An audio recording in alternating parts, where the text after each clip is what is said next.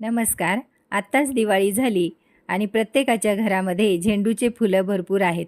तर ही झेंडूचे फुलं फेकून न देता मी त्याचं खत तयार केलं.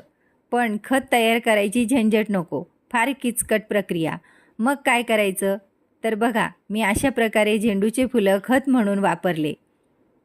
झेंडूचे फुलांच्या पाकळ्या चुरायच्या, मातीमध्ये द्यायच्या आणि प्रत्येक कुंडीमध्ये त्या पाकळ्या वरच्या थरावर टाकायच्या किंवा झेंडूच्या पाकळ्या अशा प्रकारे प्रत्येक कुंडीमध्ये टाकल्या तरी चालतात.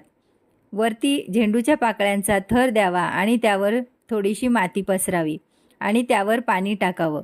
म्हणजे या झेंडूच्या पाकळ्यांचं आपोआप खत तयार होतं आणि या झेंडूच्या पाकळ्यांमधून झाडांना नायट्रोजन, फॉस्फरस, पोटॅशियम आणि सेंद्रिय पदार्थ मिळतात.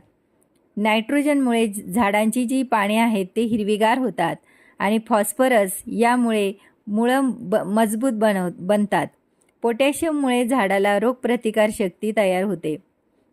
तसेच या फुलांपासून सेंद्रिय पदार्थसुद्धा तयार होतात.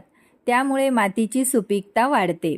सेंद्रिय घटकांमुळे मातीमध्ये जिवंत सूक्ष्मजीवांची संख्या वाढते. फुलेही झाडाला भरपूर प्रमाणात येतात. झाडांची रोगप्रतिकारशक्ती वाढल्यामुळे बुरशीजन्य रोग कमी होतात.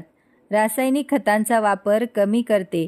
हे पूर्णपणे सेंद्रिय असल्याने माती आणि पर्यावरण दोन्हीसाठी सुरक्षित आहे. त्यामुळे झेंडूची फुले फेकून न देता ती फुले आपल्या झाडांसाठी अशा प्रकारे खत म्हणून नक्की वापरा.